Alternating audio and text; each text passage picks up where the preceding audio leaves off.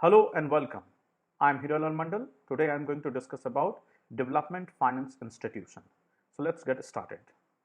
Under this discussion, the first thing that we need to understand is about the Development Finance Institution.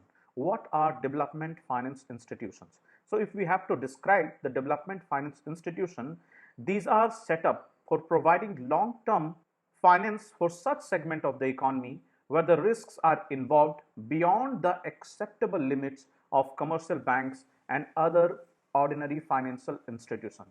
It means the developmental financial institutions are providing loan to those organizations or manufacturing setups which are engaged in long-term economic activities.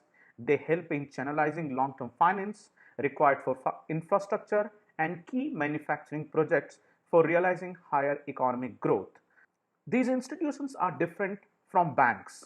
DFIs do not accept money from the public. They are dependent on various sources to get money. For example, they take money from the government, they raise money in the capital market, they raise money from various other sources. Whereas bank accept deposit from the people. They provide loans. DFIs provide loans to the manufacturing setup or large infrastructure projects. The banks provide loans to everyone, including the individual customers. Banks are regulated by RBI Act 1934, whereas in terms of developmental financial institution, there are separate legislation has been made for this purpose. Currently, Government of India has passed separate legislation to create development finance institution. So they work in an entirely different way. Development finance institutions are engaged mainly in capital market, whereas banks are mainly engaged in the money market. So in this way, there are differences in terms of banks and development financial institutions, which are also known as developmental banks. So this is the basic information about the development finance institution. Now we'll try to understand the developmental financial institutions and its history. Now, if you look at in the country, it is not for the first time that development finance institution is being created. It was created earlier also. So we'll look at its progress, its history in the country. So we have divided this history into three parts.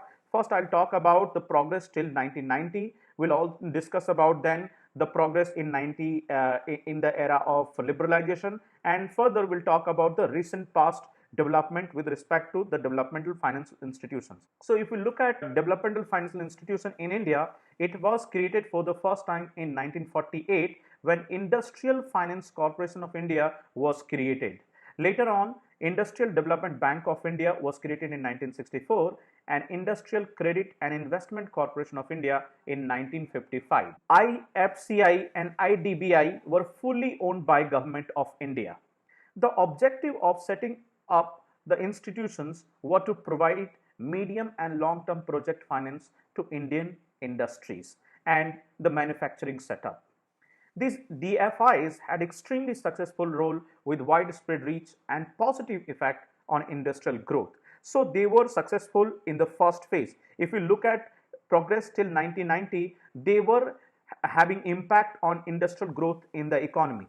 Now we further talk about its a financing method, what are the financing activities and how they used to garner resources from various sources. So when it comes to the financial activities, the DFI was basically extending the term loans for setting up new units, and they were also providing loans for expansion, modernization and rehabilitation of existing units. Here you need to understand about the term loan. So the term loans are those loans which are returned after a certain period of time. So the developmental financial institutions were engaged in providing long-term loans to the infrastructure projects as well as for industrial needs.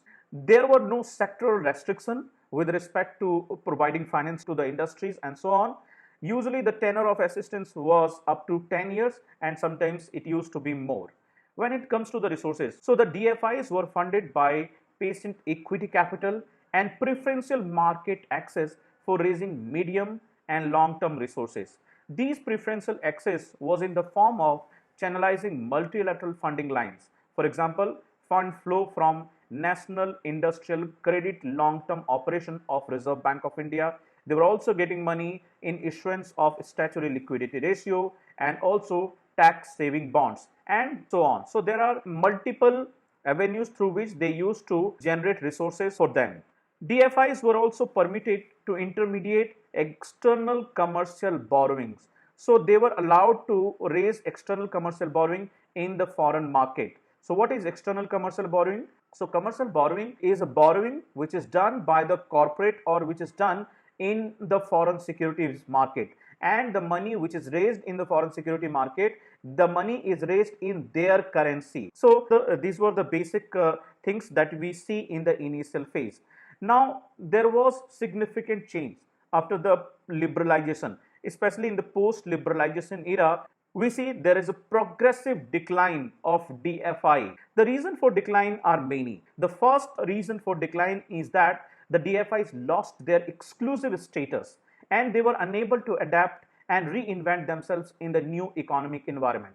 In 1990, India liberalized its economy. With the liberalization of economy, it invited a lot of players to invest in its market, and as a result, there are many fund agencies they attracted to India, and FIIs were among them. So the money were available in the form of FIIs, foreign fund and other funds. As a result, the exclusive status of DFI lose its status.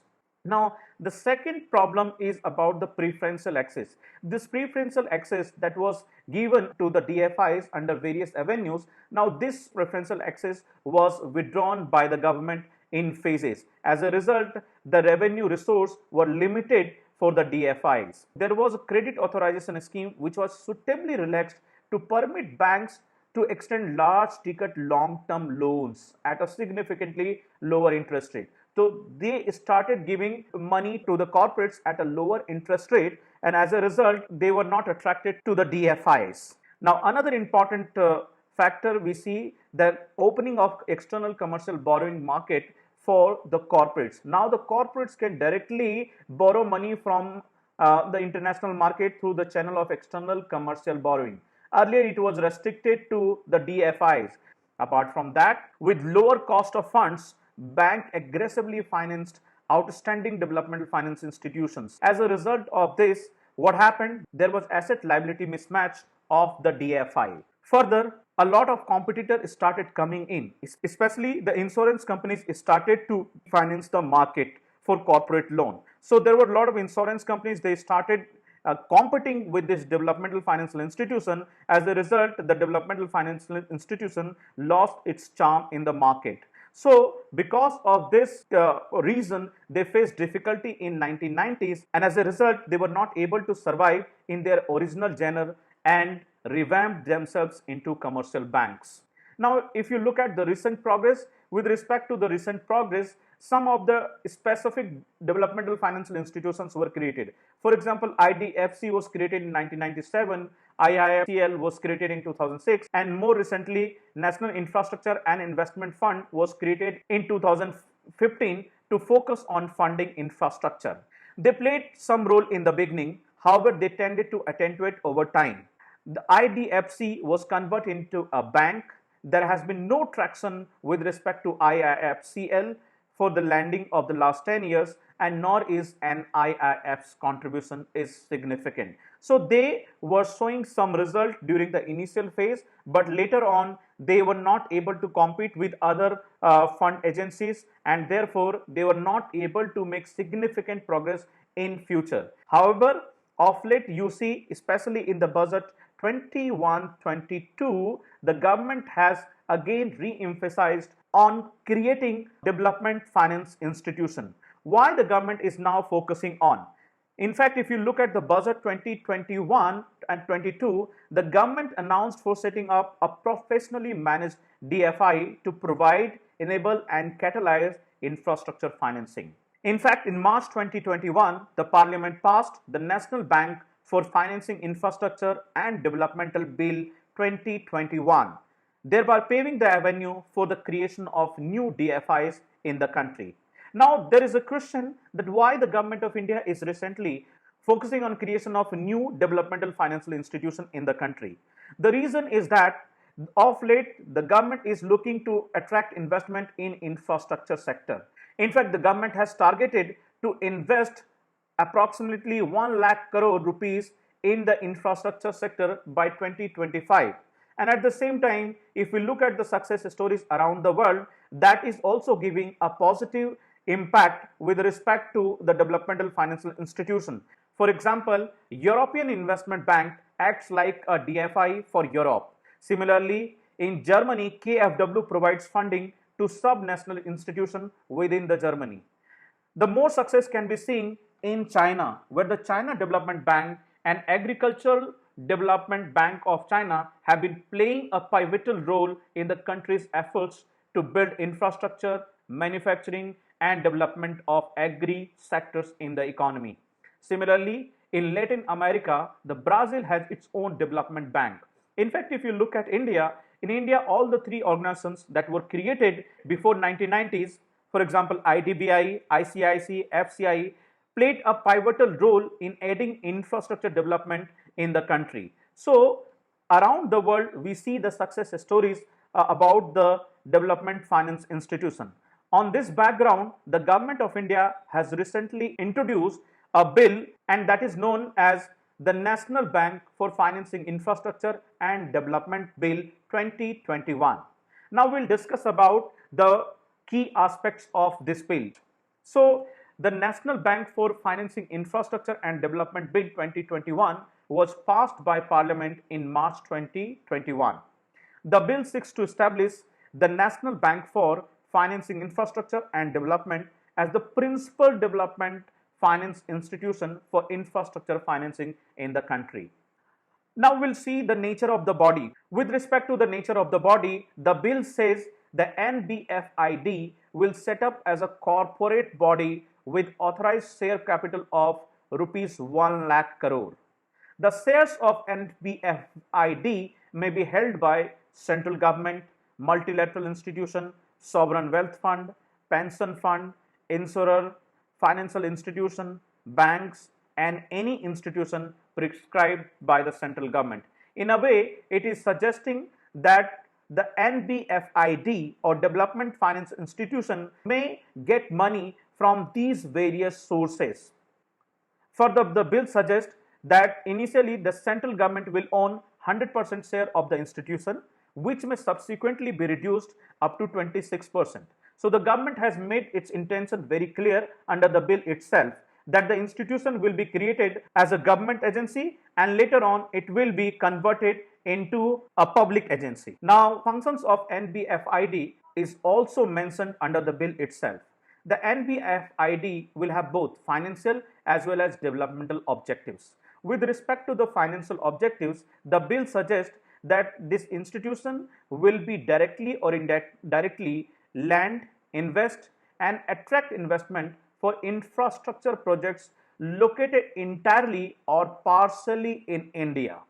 Central government will prescribe the sectors to be covered under the infrastructure domain. Now, with respect to the developmental objective, it includes facilitating the development of the market for bonds, loans, and derivative for infrastructure financing. Further, the functions of NBFID include extending loans and advances for infrastructure project, taking over or financing such existing loans, attracting investment from private sector investor and institutional investors for infrastructure projects, organizing and facilitating foreign participation in infrastructure projects, facilitating negotiation with the various government authorities for dispute resolution in the field of infrastructure financing, providing consultancy services in infrastructure financing. So these are the major functions that have been clearly written in the bill itself. Now, the source of funds. So from where the funds will be generated for NBFID or from where the development finance institution will generate money. So NBFID may raise money in the form of loans or otherwise, both in Indian rupee and foreign currencies, or secure money by the issue and sale of various financial instruments including bonds and debentures. So they can issue bonds and debentures. So bonds are those instruments which are issued by the government or corporates, in order to raise money in the market, these are secured instrument, whereas the debenture can be secure or unsecured instrument. This is again a debt instrument like the bonds. However, the bonds are more secured and debentures are unsecured instruments. The debentures are issued by the corporates. However, the bonds can be issued by both the government and corporates. So the money can be raised in the form of loans or by issuing the financial instruments such as bonds and debentures. And the money can be raised in Indian rupees and foreign currencies. It means the money can be raised in external market, and it is written that NBFID may borrow money from the central government or Reserve Bank of India or scheduled commercial banks, mutual funds, multilateral institutions such as World Bank and Asian Development Bank. Here you need to understand that they can get money from the World Bank or Asian Development Banks, but for that the government of India will provide guarantee. Apart from that, there are provisions with respect to the management of NBFID. So with respect to the management of NBFID, NBFID will be governed by a board of directors, and this board of directors will include a chairperson who will be appointed by the central government in consultation with RBI. There will be a managing director and there will be deputy managing director, and the numbers can be up to 3. There will be 2 directors nominated by the central government, and there will be up to 3 directors elected by the shareholders, and apart from that there will be an independent director or a few independent directors as specified by the central government. A body constituted by the central government will recommend candidates for the post of managing director and deputy managing director. Apart from that, the board will appoint independent directors based on the recommendation of the internal committee. So this is about the management of NBFID. Now, what are the support that the central government will provide? So in terms of support, the central government will provide grants worth rupees 5,000 crore to NBFID by the end of first financial year itself. The government will also provide guarantee at a concessional rate of 0.1% for borrowing from multilateral institution, sovereign wealth fund and other funds. So that I have mentioned in the previous slides, that if the DFIs has to take loan from the multilateral institution, the government of India will provide guarantee, and that guarantee will be at a concessional rate of 0.1%. Similarly, they can raise money from the sovereign wealth fund of various countries. Further, the government of India will ensure that if there is a fluctuation in the foreign exchange, that is reimbursed to the DFIs. It means that if there is a fluctuation in foreign exchange market, especially the rate of currency, if that fluctuates, the cost may be reimbursed by the government. Further, upon request by NBFID, the government may guarantee the bonds, debentures and loans issued by NBFID. So the NBFID may issue the bonds, debentures and loans. However, for this the government of India may provide guarantee to that. So these are the various avenues or various sources through which DFI can raise money in the market. Further, there are other provisions. For example, no investigation can be initiated against employees of NBFID without prior sanction of the central government in case of chairperson or other directors, and there is a need of prior approval of managing director in case of the employees. Similarly, the court will also require prior sanction for taking cognizance of offence in matters involving employees of NBFID. Further, the bill also provides that an individual can set up DFI provided it applied to the RBI. RBI may grant a license for DFI in consultation with the central government. It may prescribe regulations for these DFIs. So here you need to understand that the regulations with respect to DFI will be made by RBI. So what we have discussed so far is about the various provisions of the bill. Now we will discuss about the challenges of NBFID. So the likely challenge of NBFID remains the same, which we have already seen that they faced challenges during the period of 1990s. So the one challenge is about the foreign funds. So there will be challenges to NBFID because now India has already opened its market, and there are many fund agencies which have come up in the market to provide loans to the corporates. For example, there are foreign funds available to the corporate. Similarly, insurance companies have come up. There are fund houses that have come up. So there are intense competition from multiple players that these NBFIDs will have to face in the market.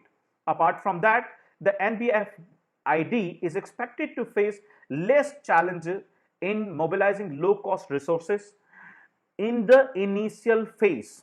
However, it will have to encounter steep challenges in maintaining the cost advantage over a period of time, as the resource raised would have a fixed coupon with long maturity. So what will happen? So once you raise the money, so money can be raised easily because there is a government support. But the sustenance of the business is equally important, because once you raise the money, you will have to issue bonds, and for the issuance of the bonds, you will continuously provide coupon rate or interest rate to them. So maintaining coupon rate or interest rate and the new business will be a difficult task for NBFID. So these are the likely challenges that the NBFID will face in the future.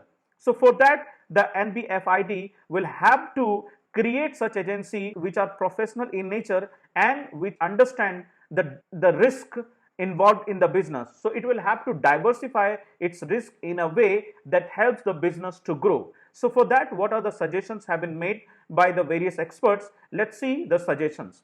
So the first suggestion that is made is about the ownership and organizational structure. It is important to have clarity on the ownership and organizational structure. The first, the government has already said that it will reduce its ownership to 26% in near future. So the government will have to clearly make a path where it will reduce its ownership in the agency from 100% to 26%. At the same time, that a healthy organizational structure is maintained in the DFIs, because these are critical in order to have a functioning flexibility and governance of the institution and its sustainability for a long period. Apart from that, the government needs to augment the capital base of NBFID.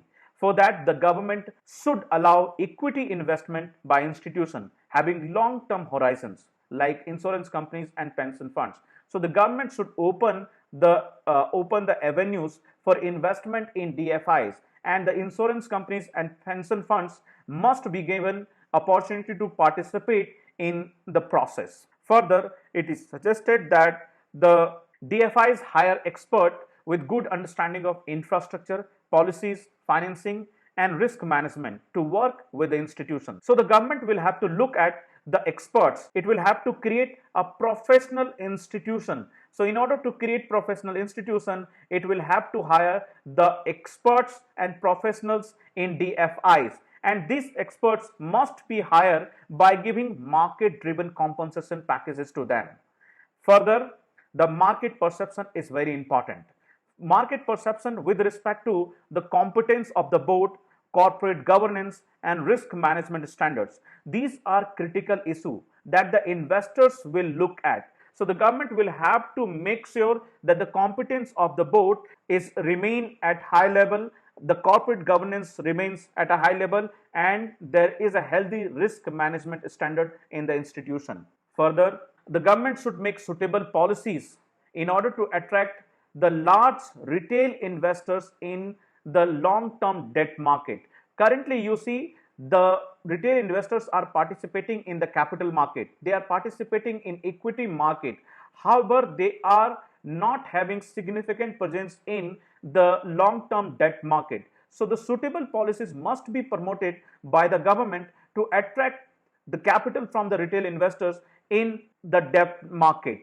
The NBFID must be equipped with strategies and modalities to harness resources for facilitating vibrancy in the debt market.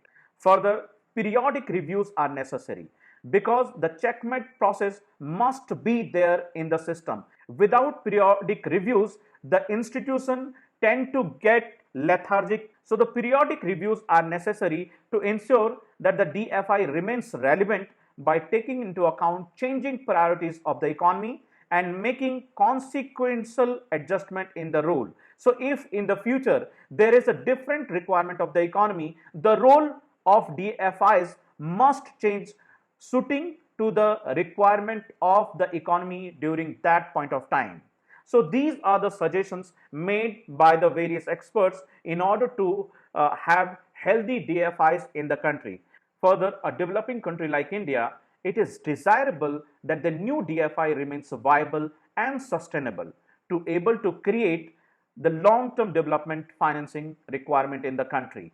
So what we have seen in the discussion, we have first understood what are developmental financial institution. We looked at the progress of developmental financial institution, its history in India. We have also seen its development across the world, and then we looked at the various provisions of the bill that has been introduced in Parliament. We also looked at the challenges of DFIs, and then we have made suggestion with respect to DFIs.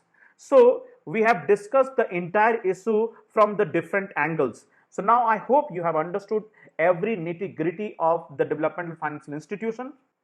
Thank you.